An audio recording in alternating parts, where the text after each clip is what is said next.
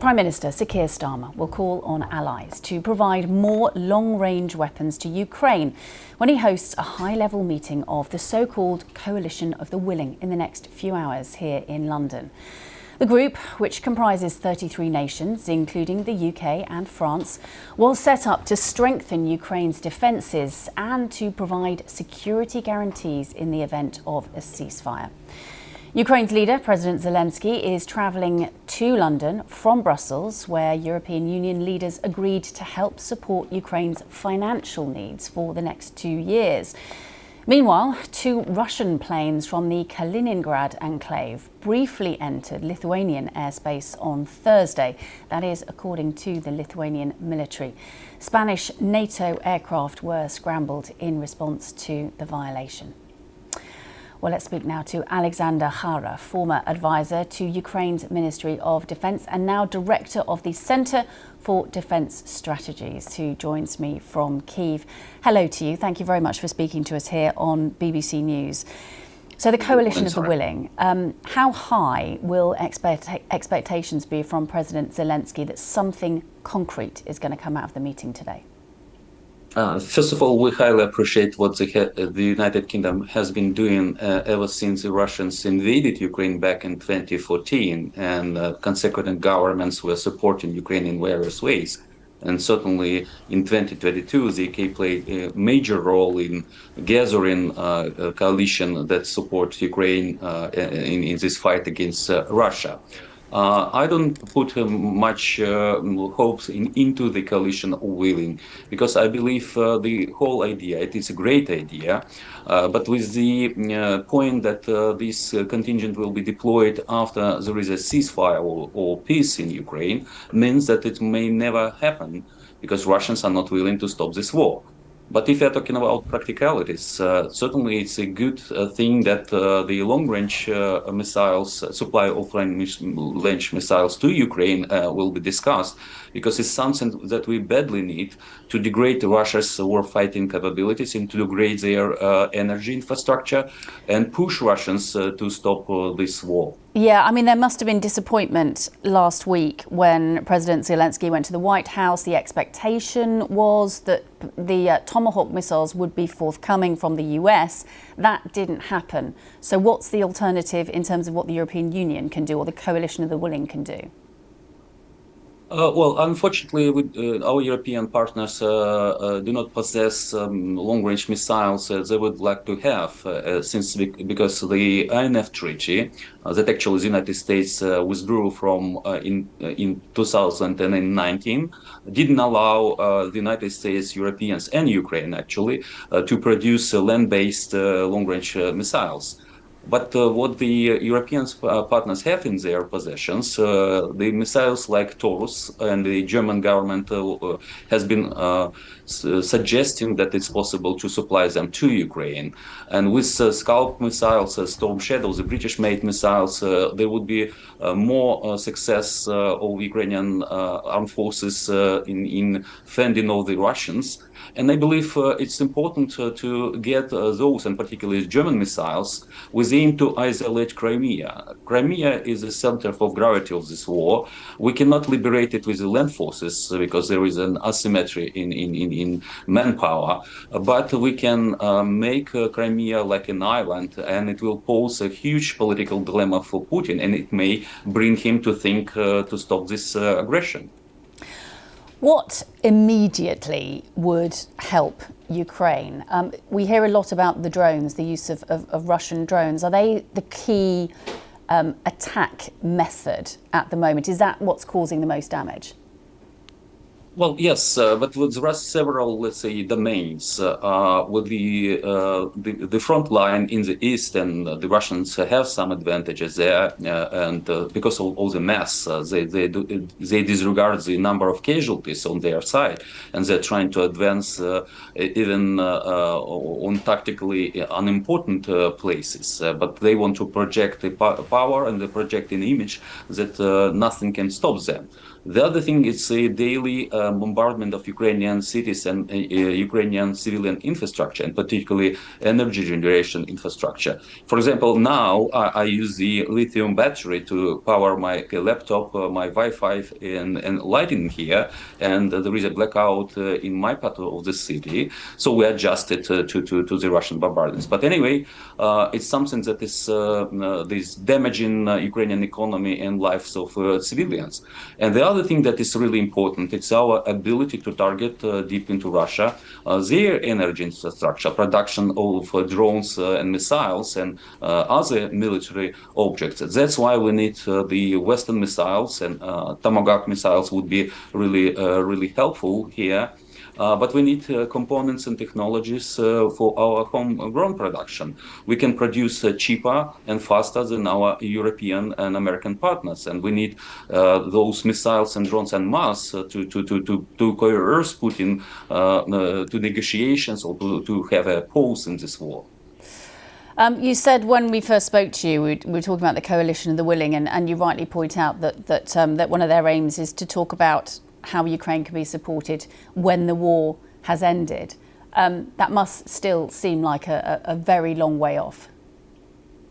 Well, yes, but what coalition of the willing may do, and we've been asking for that for a couple of years, is protect our skies. So the Western capabilities like jets and air defense systems may protect at least half of Ukraine over the Dnieper River that cuts Ukraine into two halves.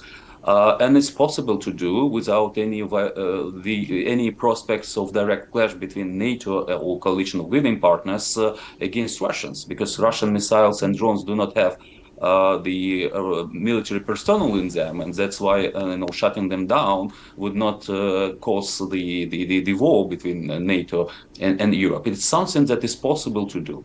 The other thing is possible to do is to deploy trainers, the military trainers to Ukraine, that they can train Ukrainian troops to fight the modern warfare with cutting the expenses on transferring huge amount of Ukrainians to the foreign countries and training them there.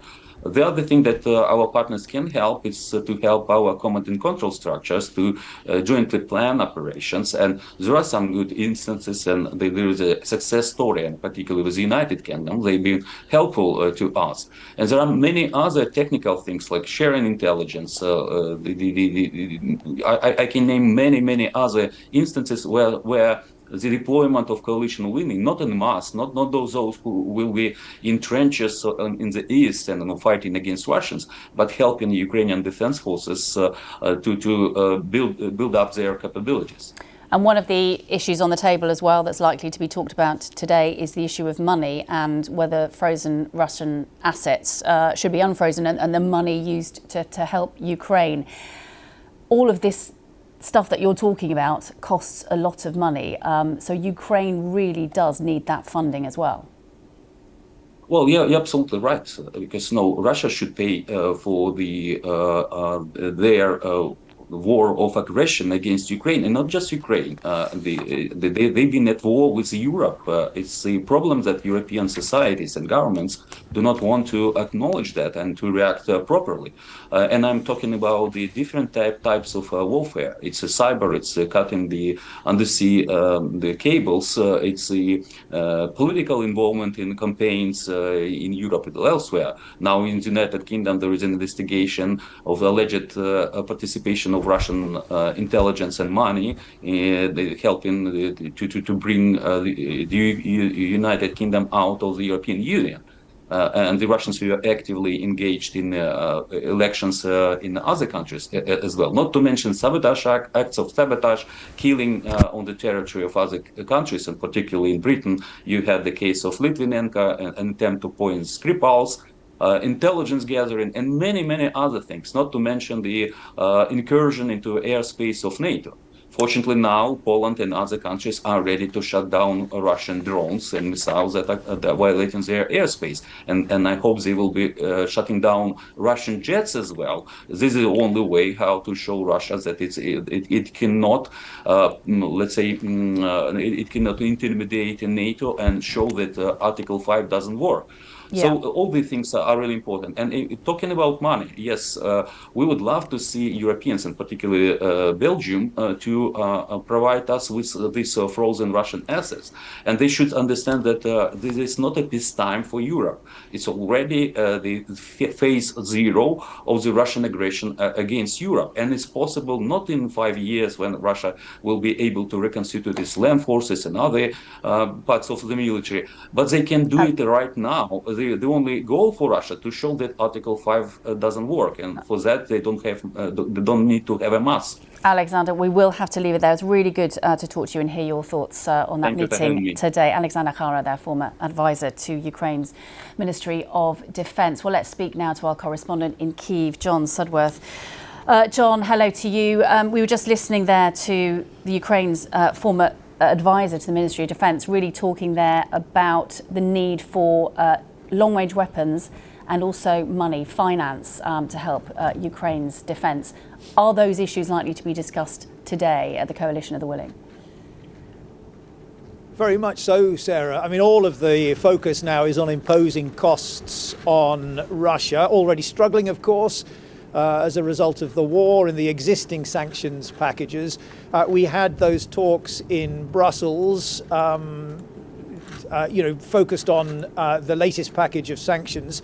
They coincide with an announcement from Washington, the first time under President Trump that we've had a sanctions package targeting Russia's two largest oil companies. So that will impose further costs on Moscow, no doubt about it. The focus in London, with President Zelensky there today, not only speaking to Keir Starmer, the British Prime Minister, but other European allies, some in person, some joining by video link, will be on what President Zelensky euphemistically calls long-range sanctions, namely more weaponry that allows Ukraine's military to strike targets deeper and deeper inside Russia.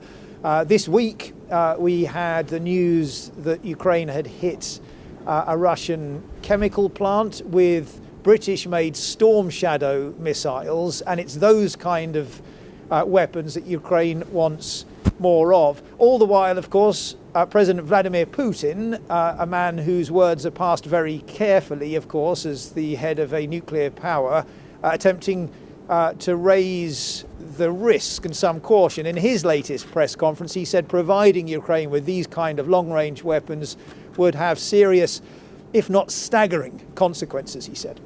And just remind us, John, about the Coalition of the Willing, why it was set up. What is it hoping to achieve in that relationship with Kyiv? Well, it's all about bolstering support, both financial and military support for Ukraine, in particular at a time when that support is under question in Washington.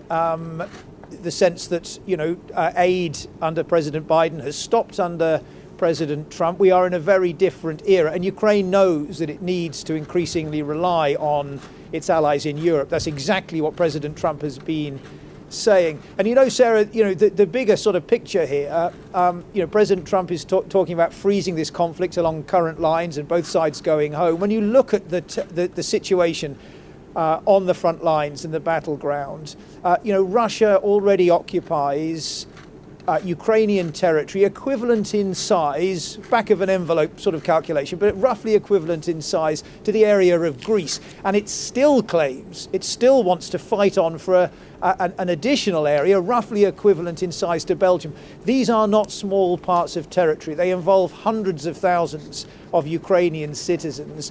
Ukraine has lost many lives already trying to defend its territory. There is no sign that Russia is ready to stop fighting. So Europe knows that peace is not around the corner, and everything now is focused on imposing costs on Russia to make it more serious, to bring it to the table and get it into a position where it is really ready to make concessions. OK, John Sudworth in Kyiv for the moment. Thank you.